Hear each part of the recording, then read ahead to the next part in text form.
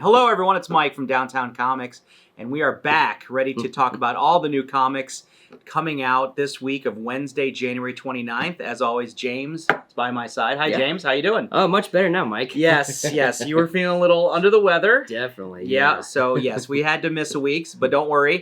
James has got a recap of a couple of books from last week, and then we'll get right into this week's titles that we read. So, James, I'll give it to you. I guess before we begin, downtowncomics.com is the place to go to check out all the new releases this week, past weeks, whatever, all the different covers you can buy. And as always, liking, sharing, subscribing is always appreciated. Commenting is always nice to see as well. So, all right, James, last week's books. What do you got for us? Yeah, so first up is Justice League Unlimited number 3. Okay. This one was pretty interesting because, you know, we open up and we see like the entire Amazon rainforest like completely in flames. Okay. And it was set by, so the first issue, the fire was set by the Inferno Terrorist Organization. So, but, you know, as, you know, the Justice League is going there, you know, fighting the fire, they find out that, you know, it was caused by these pillars that were put into the ground. And, you know, you might think, oh, you know, Superman could just go there, you know, because there was a bunch of them. Right. And you might think, oh, Superman just go around, you know, take them out, you know, of the ground. But come to find out, not only are those pillars magical, but also the fire is. So he tried to like freeze breath the fire, and he's like, oh, this is magic, so this is not going to work out. Okay. So, but then, you know, dealing with the magical properties, they call in Zatanna, Dr. Olko, and I'm not sure how to exactly say his name. It's like Santh Zhao. He's from the Spirit World book. Okay. Yeah, I don't know so if it's like I know what you're talking about. Yeah. I didn't read it, but yes. Okay. Yeah. So, but you know, they were able to basically use their magic and the magic of the pillars to basically kind of summon the Inferno Terrorist Organization, kind of. Okay. And I guess the best way I can explain it is like a magical FaceTime. So, Okay. like this portal opened up in the sky, and they saw the Inferno, the organization, or but they were all like cloaked, and like you couldn't really tell who they were. Okay. So, but when that happened, they basically told the Justice League, they said, "We seek domination, yes, but hardly total genocide. Earth's heroes must live to see what doom is planned for the human race." So I was kind of like, wow, okay. Okay. So big threat right out of the box. Yeah, All definitely. right. Yeah. But yeah, then we kind of see Ray Palmer, Ryan Choi, they are still trying to get Plastic Man and Phantom Girl, their powers back to each other.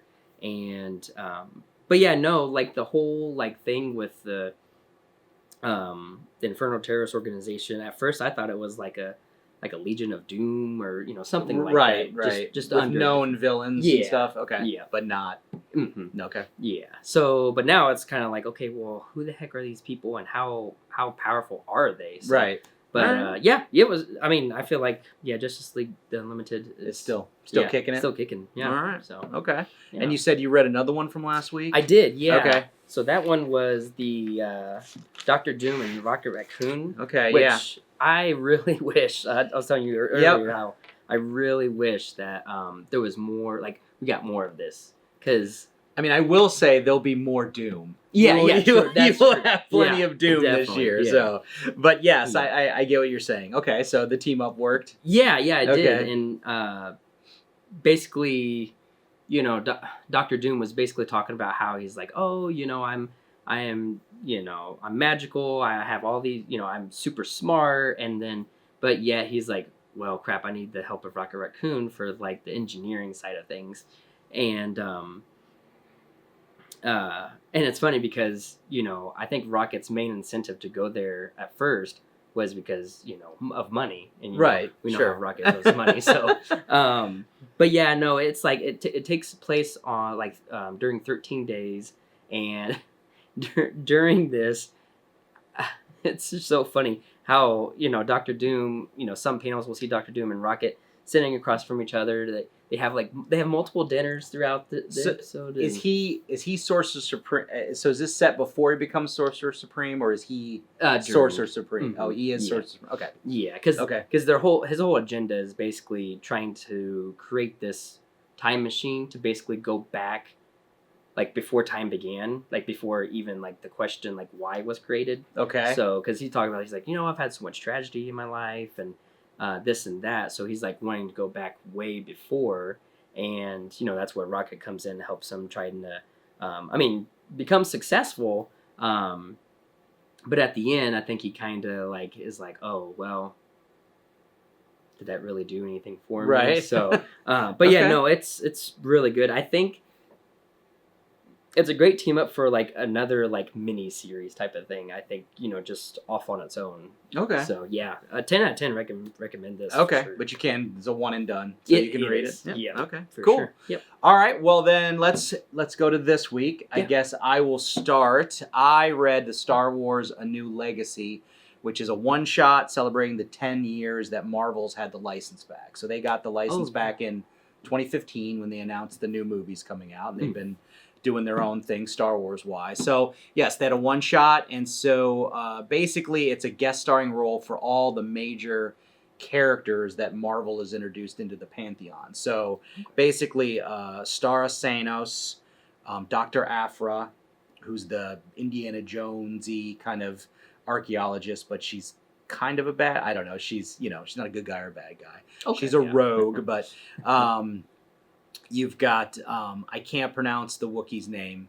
It starts with a K. Kurstat or whatever. He's the black Wookiee.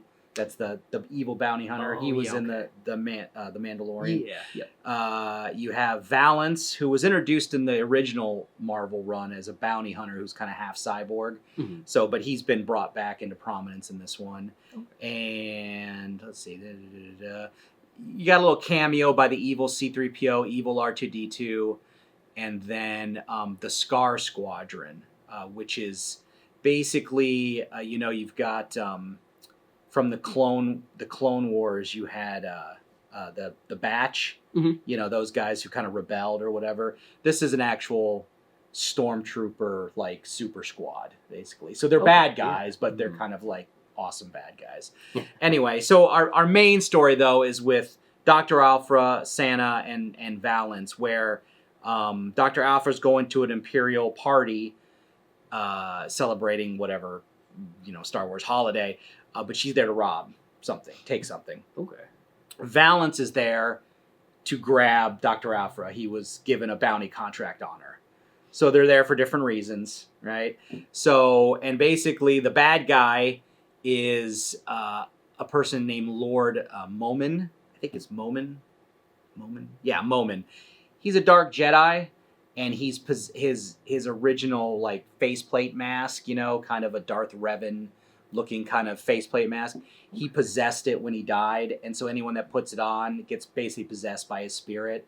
So these two stormtroopers are looking at all the stuff they're showing off at this party, and one is like, "Hey, this mask is cool. Let me put it on." And so he becomes Lord Momin, and then the party goes cray cray, and there's a bunch of fighting, and basically Aphra and Valance meet, and they're like, well, we got to help each other because this Lord Momin guy is killing everyone. So they help each other, big fight. So I won't ruin the ending and stuff like that. But it was a nice little one-shot story. Then the second story was all Scar Squadron. And that one was pretty good because they are unrepentant about what they do for a living, which is kind of interesting. Like they truly believe that being a stormtrooper is like the greatest thing on God's earth, and that they should be respected for what they did, and so they're very upset that the rebels have won, and that people on these planets that used to be Empire controlled now treat them as like the enemy.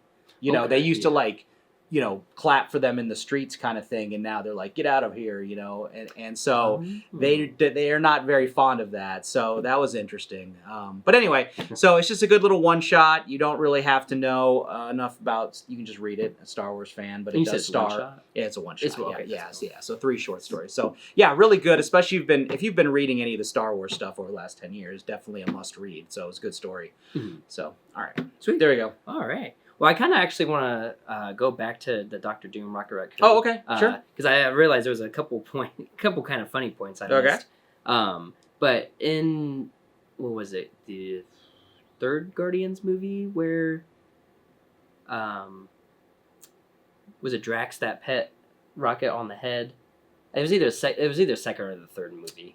I'm not sure off the top that specific scene. Okay. Yeah. All right. So we all know too, like, Rocket Raccoon has, he doesn't like to be touched or anything Right. like that. So, and it was kind of funny because in the in this one shot, Doctor Doom and Rocket Raccoon are sitting in front of a fire, I believe it was, and all of a sudden Doctor Doom just pets Rocket Raccoon, and he's like, "Don't ever do that again."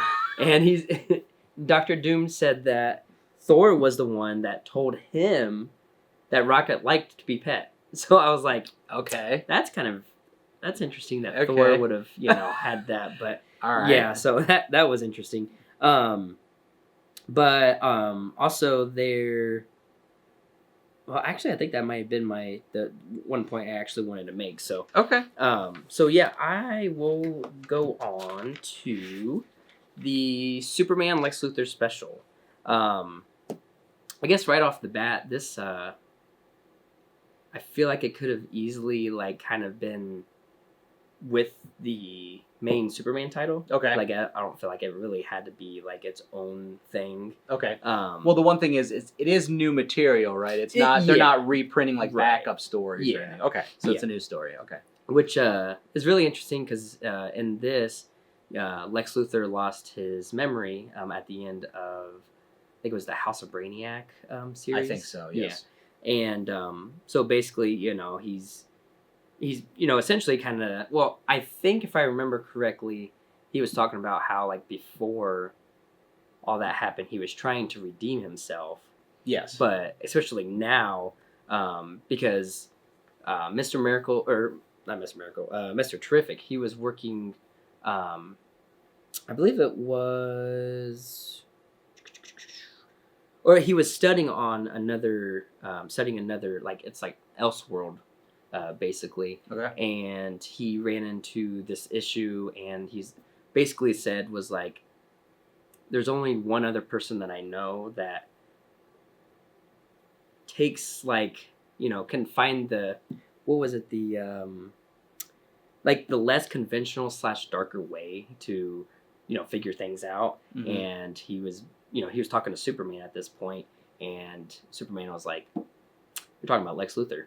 So, but the problem with that is he doesn't have his memories. Okay. So, and really, like, as you read, you kind of realize, like, his intellect isn't all there, too. Okay. So he's not as smart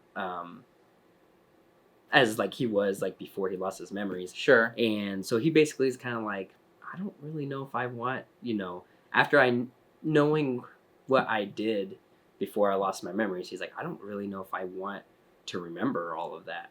Okay. So, but it was kind of interesting. So there was a couple panels where we see we see Kal-El as a baby with Jonathan and Martha, but then we see Lex. I mean, he's a kid, so he's a little bit older in the panels that they showed him, and Lex is playing the piano, mm-hmm. and somehow, some way, Kal-El hears these melodies, and because in the panels, like, Clark was like, screaming and crying and whatnot, and right. Jonathan and Martha are like, oh, we don't know how to like calm him down, and then he hears these melodies that Lex plays, and calms him down. Okay.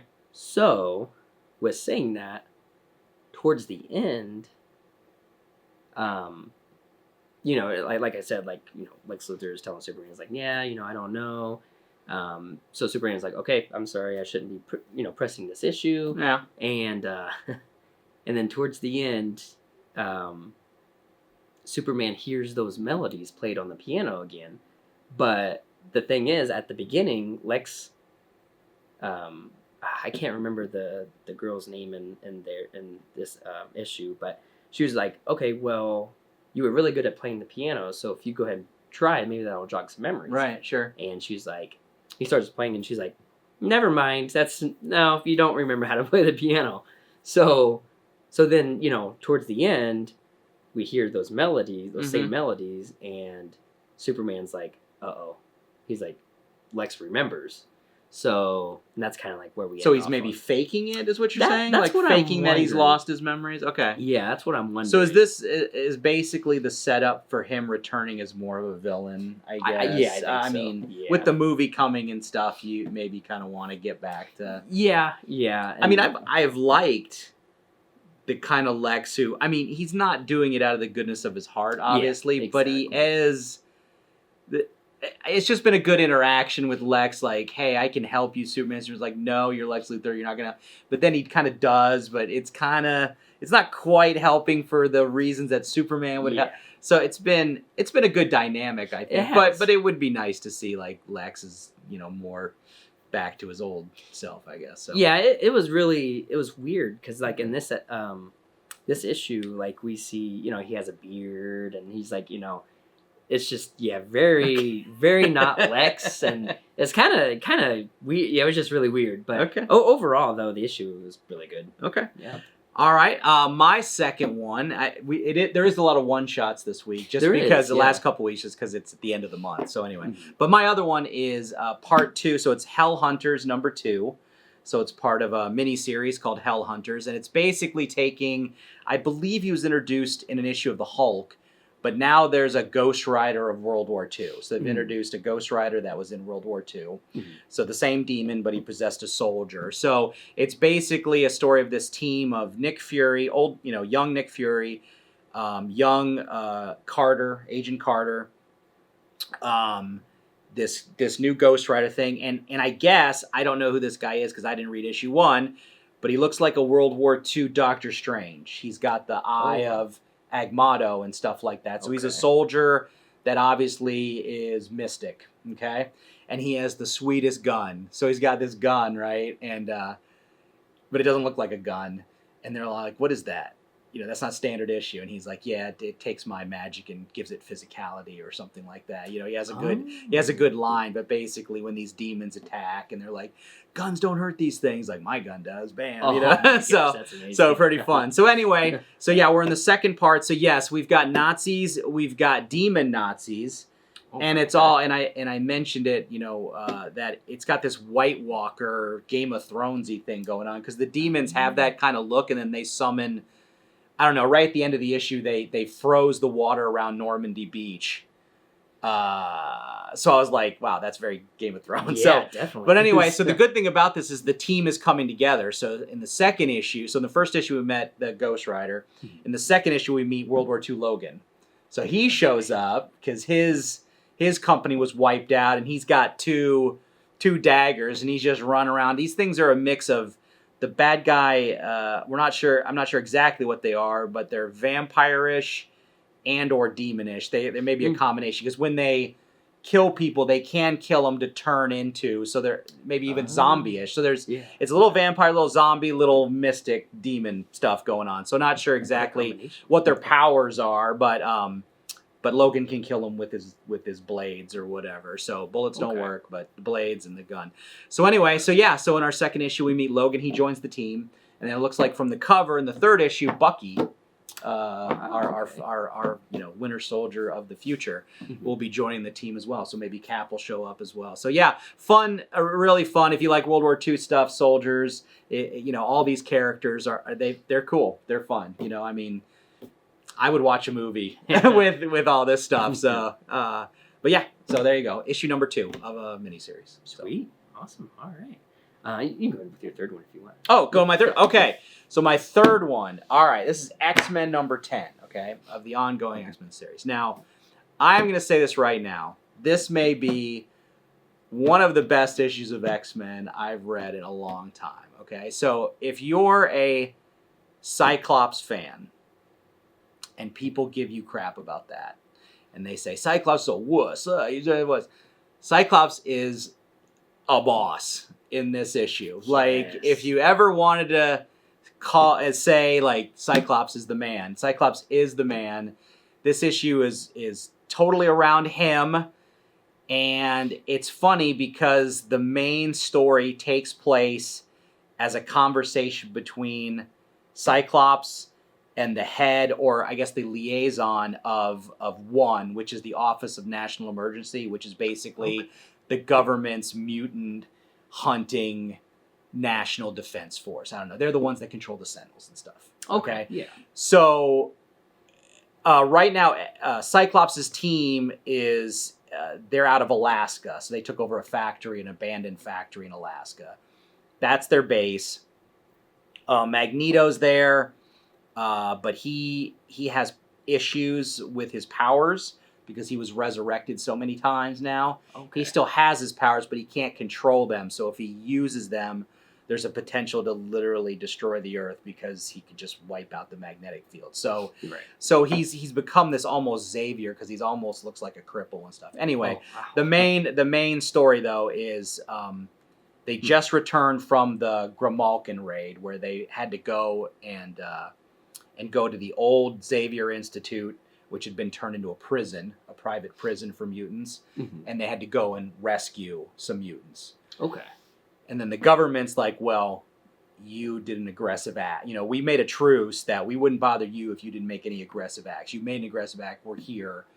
We're going to be taking you into custody. And Cyclops is like, no, you're not. And here's why. And so it's this conversation between the liaison head and Cyclops in the kitchen. And then there's stuff going on the outside. But damn, is Cyclops... I mean, it's hardcore. It's awesome. It's like, go out and read this book right now. It is spectacular. And again, you don't have to have read the first 9 issues of X-Men. That's what I was about to ask. I mean, you don't. It's just, it was great. It was awesome. He's a boss. And yeah, at the end of it, you're just kind of like pumping your fist going, yeah. So highly recommended. Check it out now. So there you go. Yeah, it was really good. Really good. It's funny you bring, like, this is one that you talked about today, because confession time for me is I have all the issues so far, but I have not read the series just yet. Ah, okay. And so now I'm kind of like, okay, yeah, I think I really have to. Yeah, I think this one, again, I think I've said it before that when you have X-Men and Uncanny, you got 2 different teams and stuff, and which one is your favorite? Because it was back in the day in the 90s when I was younger, more your age, and it was X-Men Gold, X-Men Blue. It was they had the 2, that's right. they had the 2 teams going then, and this is kind of the same concept where the 2 different teams are doing their own thing, and they're separated by a whole continent, even though they can teleport or whatever, because Cyclops' team is Alaska, and then the Rogue team is in Louisiana. So it's not like they're next to each other or whatever. So, and I go back and forth onto you, oh, that was pretty cool with this team, and that was pretty cool with this team. But, yeah, it swung back to the X-Men there. Yep. So yeah, pretty, like I said, really, really good stuff. But, yeah, highly recommended, and I can't say enough. Great. I don't even know who. I wish I could tell you who wrote it. I don't remember who wrote it. So, so yeah, but excellent job. So, Sweet. All right. Well, I think that about wraps it up. Oh, okay. Awesome. Yeah, it was kind of like I said, it was kind of a skip week, especially DC. Yeah. They only had a few one-shots. Marvel didn't have a ton of stuff either, but yeah. Yeah, really. Yeah, good stuff. Well, we're going to go into February, and yeah, there's going to be plenty more Doom. Yes, I'm really excited. That is coming. About that. Yeah. And now they said that there's not going to be